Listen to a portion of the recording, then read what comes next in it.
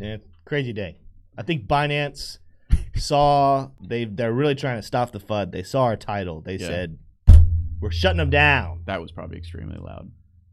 But that was funny, worth it. So yes, want to get back to the TA? This is quite a show today, guys. Yeah. I'm gonna give it a second for people to jump in since it's live. Yeah. This is not gonna be the highest view day whatsoever, but for all of our faithful, we want to make sure we cover the rest of the show today. Yeah. By the way, let's see here. We're back live here. I'm not sure what happened. There was something funky going on with my second monitor. Yeah. And so I unplugged it, plugged it back in, and that just threw the whole system for a loop. So sorry about that, guys. I think it's on me. Yeah. You know what we didn't do today? I think this is the punishment for what we did wrong. Okay. And we didn't read the first comments of the day. That's true. And I think that makes a lot of sense. A mellow fellow was first. We do have to give him a special shout out. In the first today, we had the classic IT guy came in first for this most recent stream. But yeah, that's a little bit of a problem. Yeah, people joining. We'll read comments here for just a second. Mellow Fellow said, "What happened?" We have no idea. We honestly have no idea. But when you guys heard me, I don't know if they heard it. Actually, I'm asking T-shirt if he's okay. I don't know at what point it dropped. Something was pausing on the screen. He's getting up. He's walking around the room, and I'm like, "Oh goodness." Yeah, there was just a computer error that I'm sure is some boring explanation, something. But yeah, it took us down. You know, I'm gonna learn. There's not a lot of people watching right now, but I'm gonna learn from our mistakes, T-Shroom, and we're gonna jump back in and do some more TA.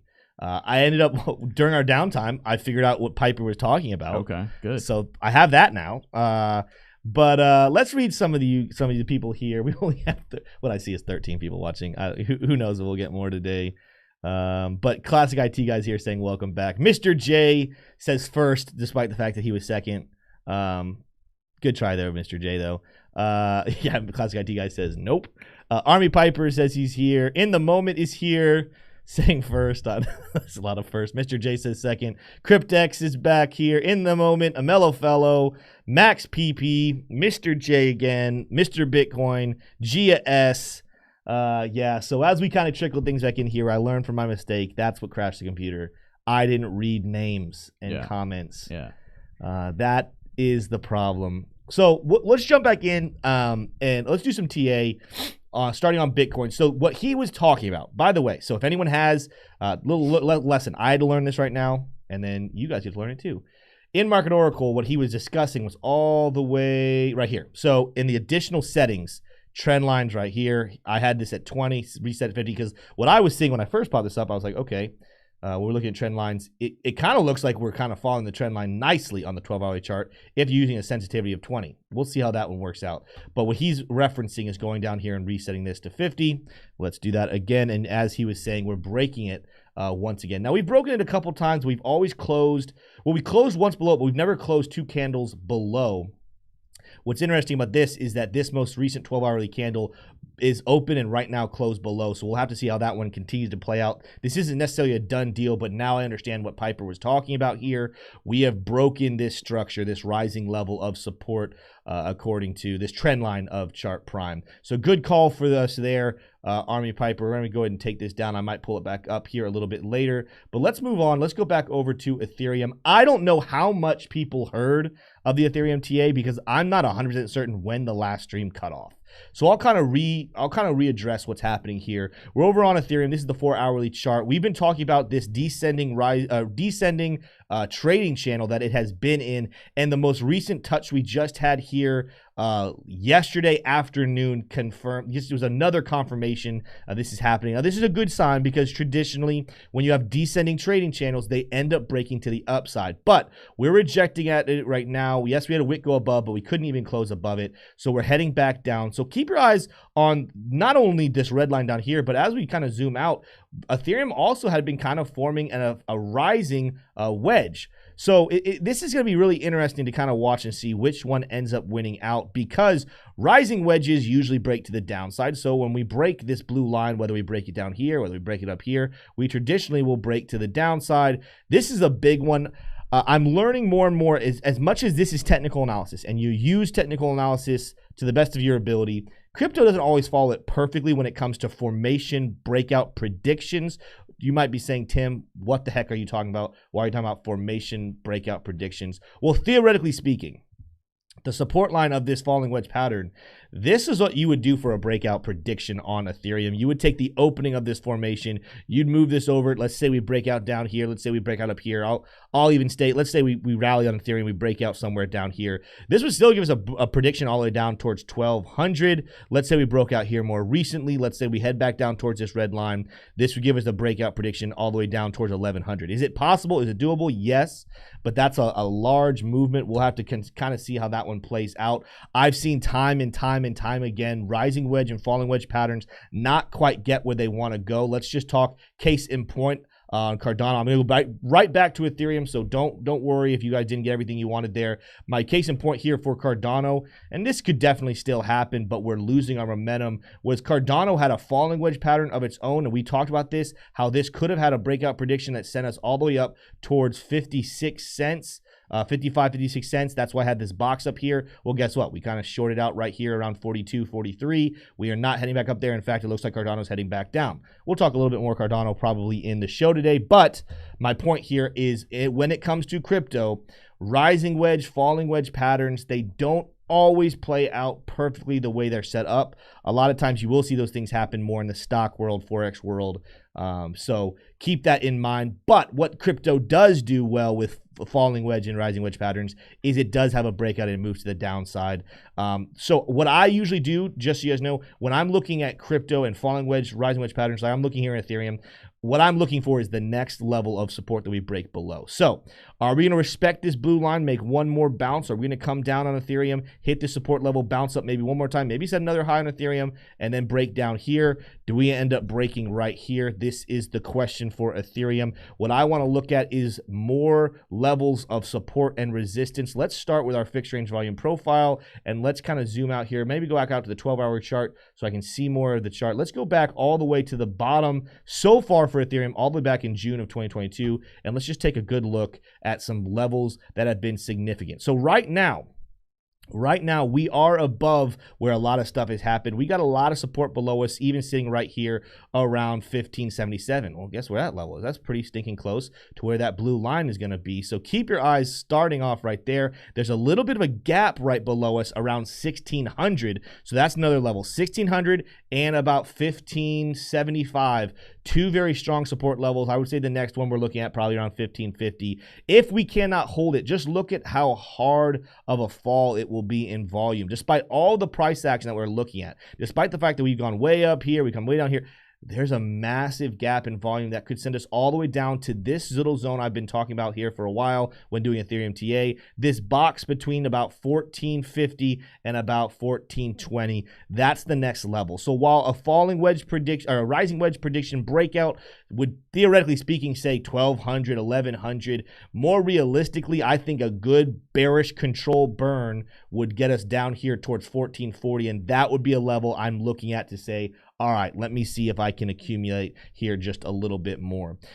So that is Ethereum. I'm going to take a look at Chart Prime as well, but I just realized I haven't even done this. So I was about to urge you guys to do it, but I haven't. Go ahead and smash that four-finger button, that like button. This is a new stream for today. We had a technical difficulty, made a split from the first one, and start over on this second one. Make sure you smash the like button. We forked. Again. We forked. We had to fork from the original. Ah, I see what you did there.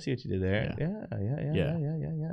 Let's take a look at what Ethereum is doing over on Chart Prime, starting off with the daily chart. We do have the dynamic reactor sitting right below us here at 1516. Again, you're probably going to see that.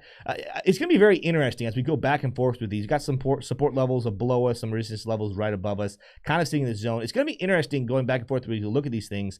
When I'm looking at Ethereum, 1600 is a very interesting spot. I think there's going to be a lot of decision making happening at 1600 with our dynamic reactor on the 12-hour chart sitting right here at 15,000, but working its way up. It's going to be interesting to watch what it does as we approach towards that 1600. Could we see some support start to develop there, or do we break through and head down? These number 3, the 3 and 4 most powerful levels right here, we're looking at 1420. Well, guess what that corresponds to? That corresponds to that level I was talking about on Ethereum right here. This little zone of support that the fixed range volume profile is showing us has a nice little gap in it. That's the first one. If we keep going down, 1350 is another one to definitely keep your eyes on.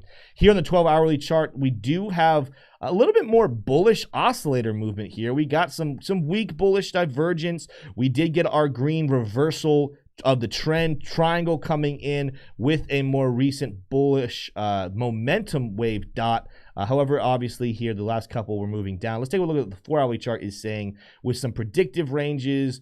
We got on the 4-hourly chart, we got our bearish reversal triangle right here, hit our head on a level of resistance up here. What is that? Would that be the 4th most powerful? See, this is just really cool. Number 1, that's the most powerful one. That is the most powerful one. Then, of course, 2, then 3, then 4. But 4 is still important. I already talked about that on Bitcoin. We had some importance over there on Bitcoin.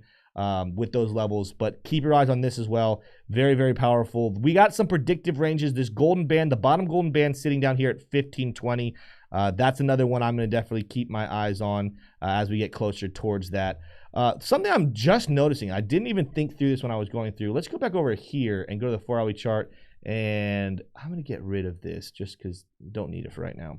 Something I'm noticing right here, and I don't think it's going to play out necessarily, but that is be more clear on the hourly chart. We got a little bit of an inverse head and shoulders pattern look on this is almost like an inverse head and shoulders pattern within an inverse head and shoulders pattern. That wouldn't be the prettiest one right there, but I'm kind of, when you're using chart vision, you got a little bit of a left shoulder ahead and a little bit of right shoulder. It's not great, but what you definitely have a left shoulder right here. Come on now, didn't grab my marker. You definitely have a left shoulder right here, ahead, and then another right shoulder right there. This would be very interesting. I don't think it's going to play out, so I definitely want to start by kind of giving you guys a temperament on your expectation. But I do want to at least explore what this would look like since I'm seeing it. If we were to break out of inverse head and shoulders pattern, we haven't broken out. We've kept this neckline. I have this line. Let me put this right here. This neckline is holding up pretty nicely, rejecting on it. Here's the beginning of the bottom of the right neck, and then we got rejected on it. You don't make a breakout till you break through. So if we get a bullish push, so going back to traditional Ethereum TA, if we get a bullish push and we bounce somewhere on, we can move sideways, bounce here, and keep this trend line up, you could see us potentially make a push back up. Oh, wow, that is interesting because the prediction pretty much sends us back up towards the resistance level.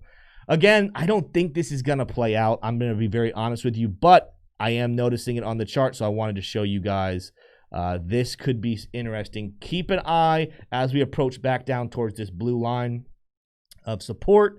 What happens there, and then could we get a breakout all the way back up here towards the level of resistance in the rising wedge pattern here on Ethereum. Very interesting stuff. We'll keep you posted on that. We have one more show tomorrow for the week, so I definitely want to take a look at Ethereum again tomorrow, T-Shroom. Yeah, and then definitely. We'll see again on Monday what's happening there. Let's move on, and let's do, what time do we have? This is going to be such a different show. Let's take a look at Binance because we were talking about Binance Coin today. We're going to be talking about Binance in general today. Let's just take a look at what we have going on. First of all, I had some resistance support levels. We broke through, and it looked like Binance was having a pretty good February, but we're back within them. And I can just tell you right now, using some chart vision, let's go out to the 4-hourly chart. But I'm looking at it right now. We got a nice little level. Even if it's not going to be the cleanest in the world, we got a nice little level of resistance forming right here. That's going to give us some form of a symmetrical triangle. Here's where you're going to see a little bit different. I'm going to go ahead and I'm going to cut through this line right here. Some people are going to ask why. I don't know if I really have time to explain in today's show, maybe in an AMA. But I'm going to go ahead and say this. We got a little bit of a fake out right here. I'm not going to apply that. But going back to the support we had in January and the more recent ones we had a little bit of a bounce this morning. Well, we bounced, then we're back down to it. Keep your eyes on what's happening here. We're getting really close to breaking this line. Obviously, the newest information coming out about Binance would push us down to the downside, but I was noticing as we looked at some oscillators, bearish oscillator here on the 4-hourly chart, but we just flashed on the chart prime This is going to be interesting to see what happens. Is the news going to be more powerful? But we just flashed oversold. So charts don't care about the news. Charts don't care about information. They care about money flow. They care about people coming in and out. They care about based off of where the price has been moving. Where are we high? Where are we low? We're getting a flash on Chart Prime saying we are overextended to the downside here on the 4-hourly chart. That's what I was referencing earlier when I was doing Bitcoin. I couldn't remember which chart I was looking at this morning that was flashing that way. Let's move up to the 12-hourly chart, and let's actually even go over to our Chart Prime chart. And let me come down here. Binance chart. Let's see what is happening here. Nothing's necessarily breaking. We're sitting on the 12-hourly dynamic reactor. That's going to be very, very interesting. We had some bullish divergence. We had a reversal in the trend heading us back bullish, despite the fact that we're falling. Another thing I want to keep an eye on, let's take a look at reversal bands, see what they are doing down here. Where are my reversal bands? Am I in the wrong one? Yes, I think I am. I think I need to go to Smart Money Concepts. I could be wrong. Where are we? Yep, I was in the right one in the first place. I don't know why I didn't see it. Oh, there we go. Reversal bands. So let's turn on trend lines just in case we see anything special there. Reversal bands for Binance. We kind of had been constricted. We're moving sideways now, but we are sitting on top of the support. Well, it's not quite there yet. So we could dip a little bit further and get into our bullish reversal bands. So keep your eyes on what is happening there. We did break. Okay, here we go. Trend line for Binance. Same thing. Just like Bitcoin did. We just broke within the last 2 12-hour candles. We broke this level of support, this trend line that we had been building in. So things are technically right now still leaning a little bullish on the charts, but with this new update in news and with this kind of speculation we're talking more about here in just a second, there is some pessimism in the space right now about Binance. There is some like, oh no, what ifs? And that definitely would be enough to change this chart from, even though it's flashing kind of bullish, to change the mood and say, all right, it's time for Binance to take a little bit of a dip. We're going to transition now and cover our news. I want to first of all thank every single one of you guys who have stayed with us on this crazy morning. We got 72 people in chat. That is absolutely phenomenal, despite the fact that we had to literally close down our first one, restart over. You guys are the absolute best. We guys got a super chat again from Piper, Army Piper, saying, everyone rejoining, don't forget to hit that like again. Absolutely. Thank you so much, Piper. Did we get 2? I don't know if I saw a second one. Yeah, he also gave one saying, Crypto Savvy does not approve of your hopium. Did I put in any hopium? I don't know. I feel like what I've been talking about today, I've been hopeful. Kind of bearish. My only hopium I guess I pumped in was the Binance, but that's not even hopium. Like, the news is bad. I'm just looking at the charts and saying, hey, the charts are flashing. Well, there's actually some really good news from Binance too. You know what? And T-Shirt, we're going to go ahead and jump there. Different show today. If we have time towards the end, we might circle back to stocks, or maybe we focus more on stocks tomorrow. Let's get into the Binance stuff, and then we'll talk Coinbase as well, and we'll move on with the show. Well, we'll start with the market open, but let me just say this technical difficulty today has given me a lot of appreciation for how smoothly the show usually goes technically. Oh yeah, this is a blunder. This is great. I love it. Yeah. Okay. Interesting use of the word blunder. What do you mean by blunder? It's our worst show, you know. No, I see what you're saying. Yeah, no, it's the worst. After it's fitting, right? Because yesterday with Savvy was our highest viewed show. Yeah. Really well run. I love the questions I got to ask for him, and the answers he gave back. It was just a great show. Yeah. So we're due for a crappy show, and that's today. Exactly. And it's awesome. Yeah. Yeah, we're kind of down in the mud right now, just hanging out, but we're gonna still bring some good stories here in a second. But yeah, so that, I've intentionally tried to keep the system very simple because we're a 2-man production team and soon to be 3-man production team next week. Yeah, 2 because you're trading. So so 3-man the week after. Yeah. And some big announcements coming from that, obviously. So all right, let's go ahead and get to the market open because we don't want to delay anymore here, guys. So, taking a look here at the energy, you can see that things are looking to be pretty mixed in energy. Nothing too crazy going on here. Honestly, yeah, pretty much nothing to see here. Natural gas up 0.4 and oil up 0.3. So kind of fighting it out. Not too much action there, though. Let's see. The index is coming across a little mixed. Seeing some money flow into the Dow Jones and out of the S&P and the NASDAQ. So a return to risk here on Thursday, but none of these numbers really eye-popping. The NASDAQ down 0.7 would probably be the most eye-popping. My guess is that there's a big cap tech stock that's down this morning. Across the crypto screen here, seeing pretty much a sea of red. Optimism looks like it's leading the market lower on this chart. I don't know why I didn't have Chainlink on my watch list for this entire time. Shame on you. Shame on you, So, but TJ. I added it now. But yeah, Optimism's your biggest loser there. Let's see who's clinging to the. Isn't that ironic statement? Yeah.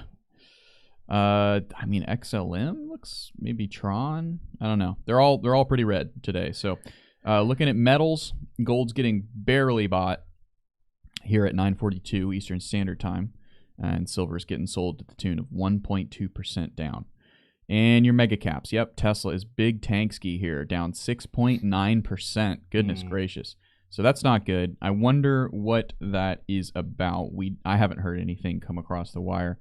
But yeah, Microsoft up 4%, up 0.4%, excuse me. Goodness. So let's see, taking a look at bonds. Yields are coming up. The 2 years at 4.9 now, and yeah, the 30 years at 4. So let's see, cannabis here across the board, red coming down, and the same here. Ooh, Snowflake taking a big hit this morning, down 13.9%. Let's take a look at that chart. Goodness gracious. And Coinbase down almost 8%. So giving back those gains from this week, unfortunately. But yeah, Snowflake not having a good day today. Goodness, that's not what you want to see. Got a super chat here from Matt C. Said congrats to T-Shroom for taking home the trophy yesterday on ATB. You're 1 for 1, baby. How's your record, Tim? How is your record? Fill us in. Well, to be fair, didn't we confess that it was handed to you? Like, didn't Keeper just gift you his points? Yes. Yeah.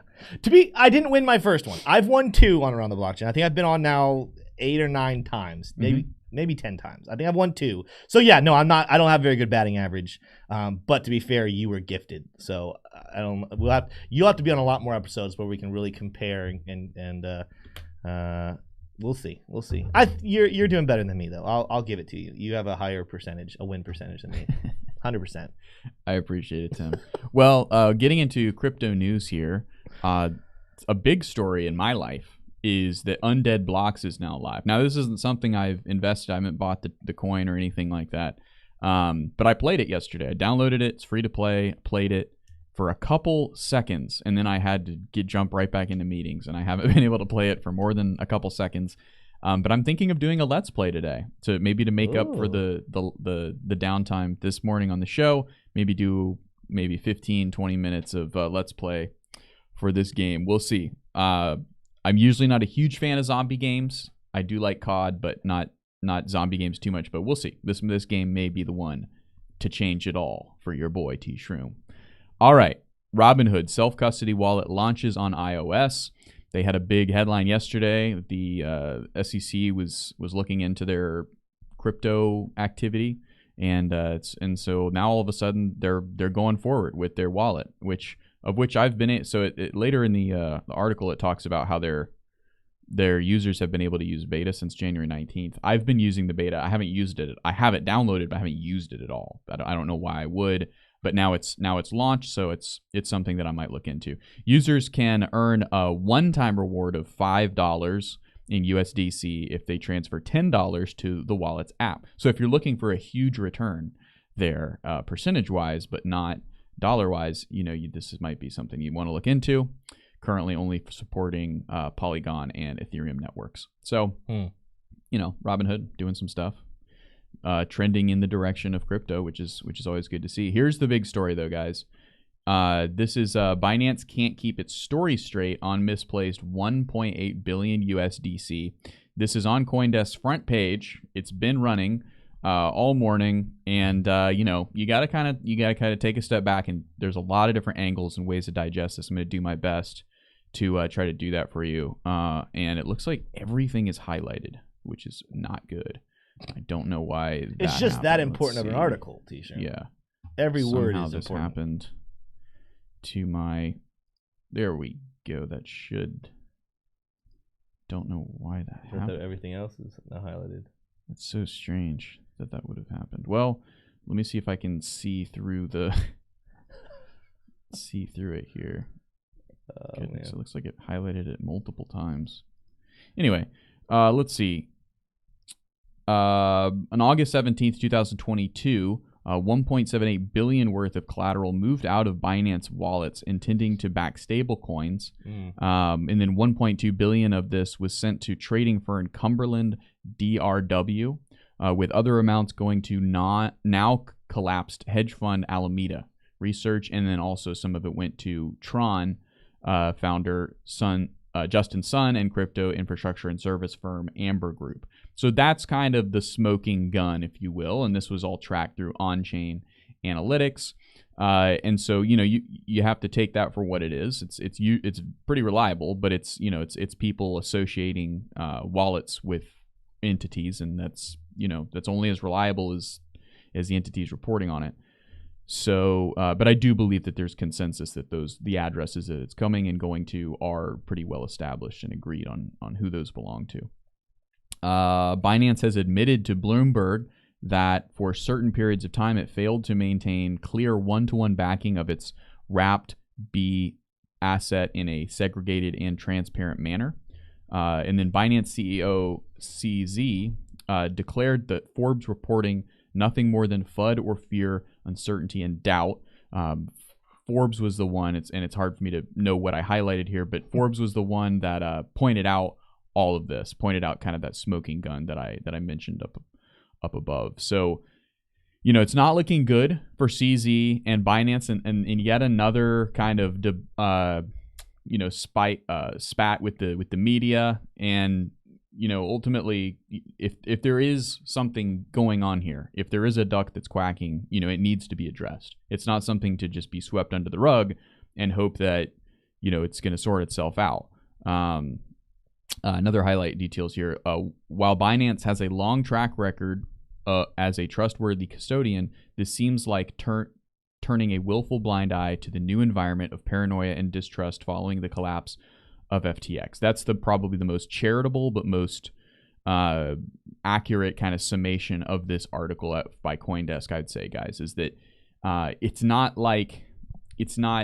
a complete smoking gun. It's not a complete conviction here by any means, but Forbes is definitely pointing out some details that don't add up, and CZ's deflection of the situation doesn't really provide much kind of peace. It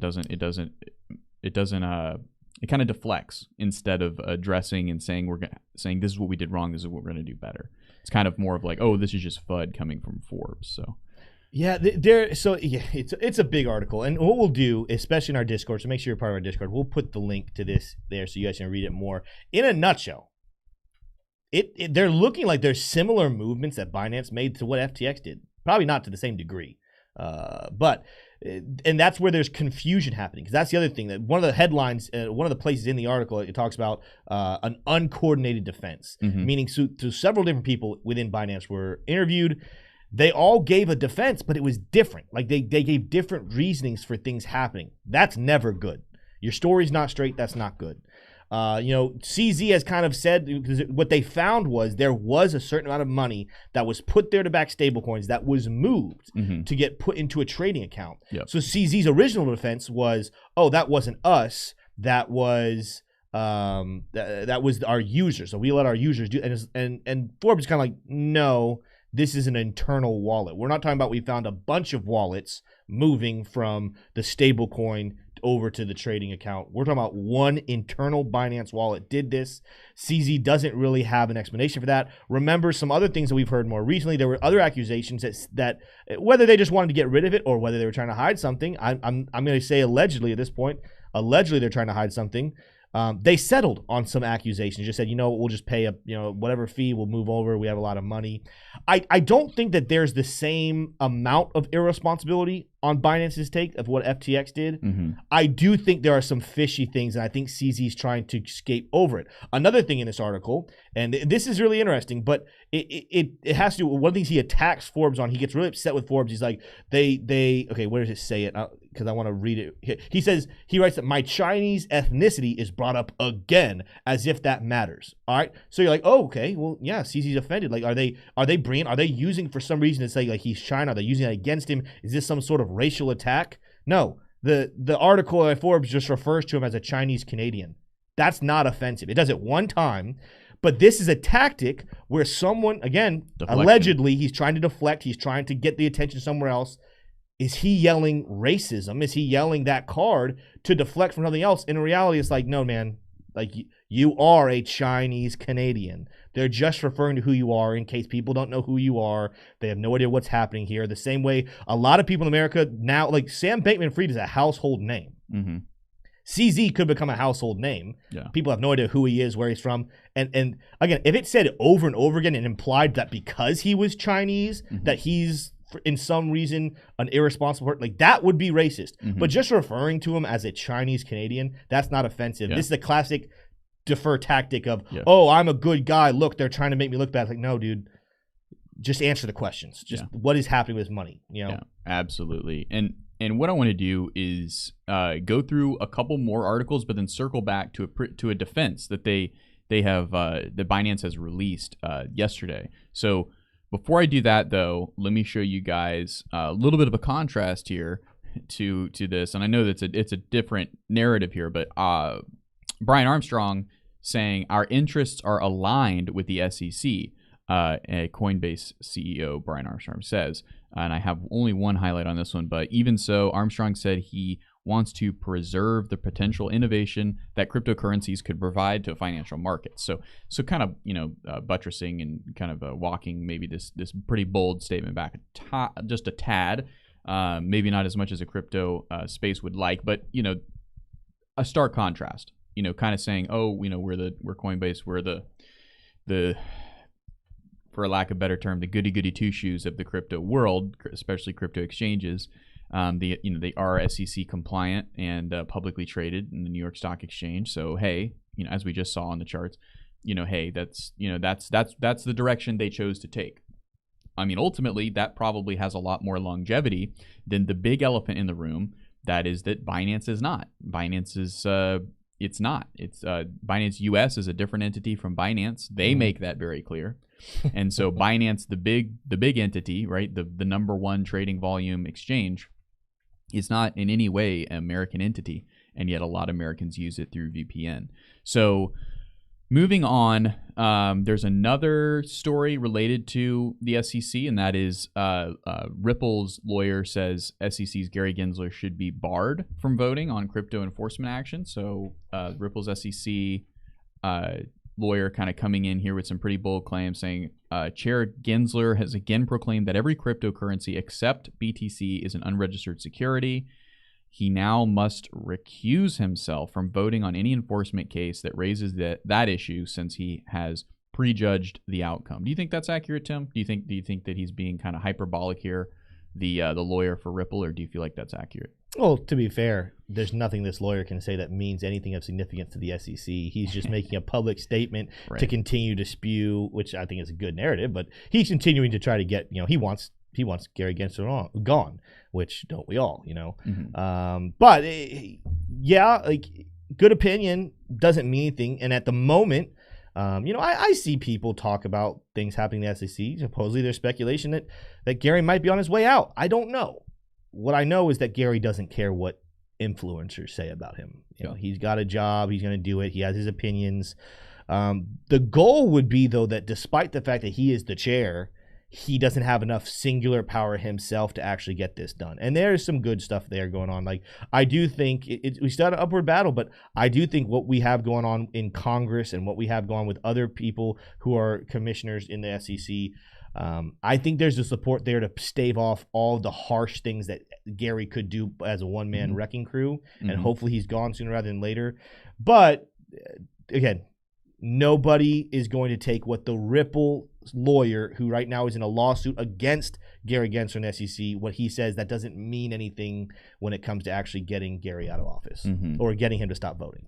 And Matt C. said, that's correct. Gensler's bias is evident, so he's already projected how his vote, regardless of the facts. He should be disqualified from participating. Yeah, should is a word that shouldn't really. Should is a word that shouldn't be used when it comes to government things, because government doesn't operate by should. It operates by, well, we can, so we will. Yeah. So yeah. Okay, well, one positive story on the day, and then we'll circle back to a pretty comprehensive document here from Binance. So this one though is just a fun kind of probably early. My approximation. This is an early release to try to continue to deflect from a PR standpoint. But anyway, here we go. Binance unveils new AI-powered NFT generator Bincance, and you'll remember our quote of the day was from Picasso. So a little bit of alignment there. From it's not like we just come in here and just go live, right? Do you think that Binance's gift is this NFT, and now they're giving it away as their purpose? Maybe.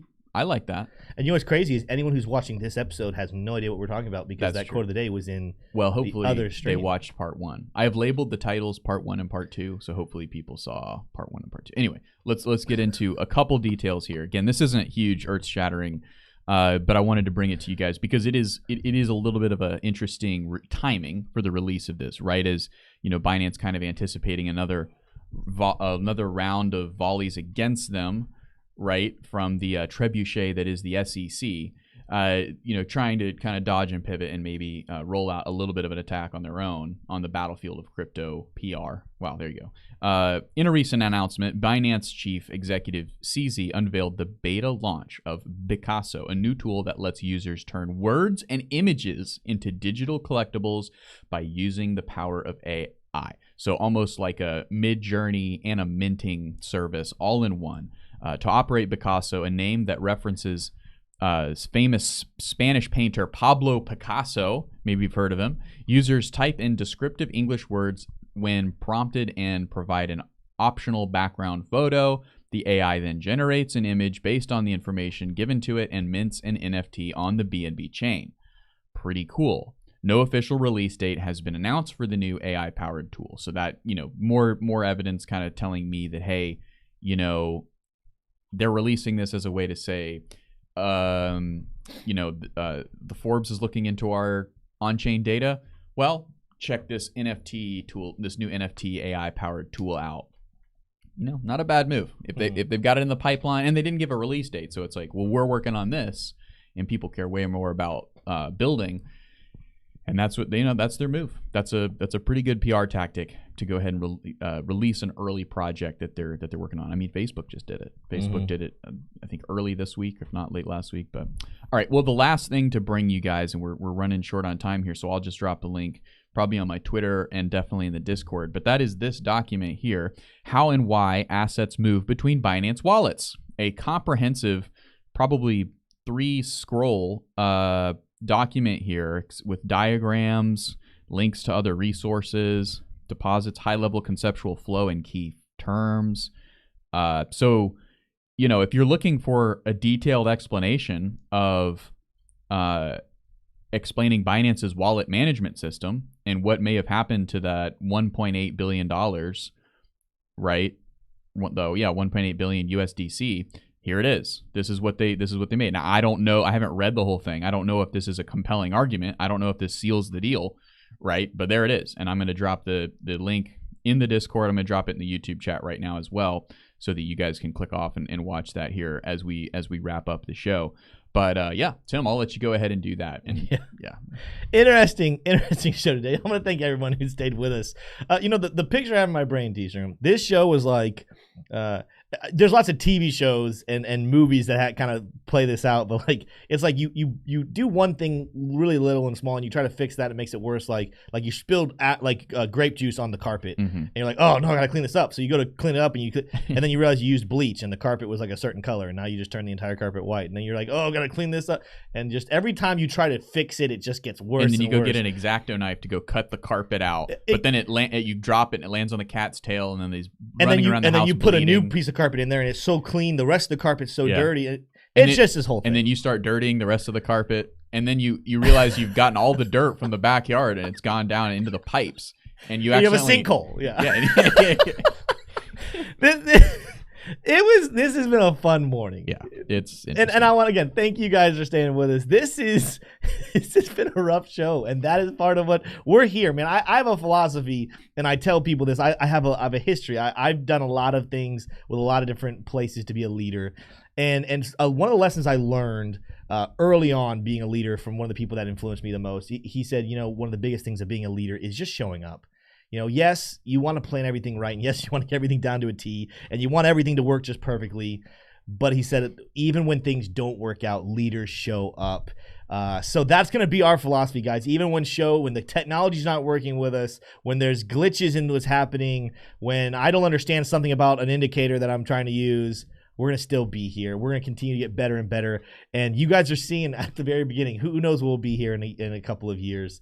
Love you guys so much for coming in every single day. I'm super excited about the future, excited about next week. Even though I'm going to miss T-Shroom, I'm excited to be joined by Piper every single day next week. And we got some big news coming. We're not going to fully let you guys know what's happening just yet. In the AMA today, we are making a big announcement. So make sure if you guys are already Patreon members, you guys are there. If you want to become a Patreon member today and join the AMA, make sure you still got time. We're going live 3 to 4 today. That's 3 to 4 Eastern Standard Time. Come on and join us. We love you guys. You guys have a great day, and we'll see you tomorrow.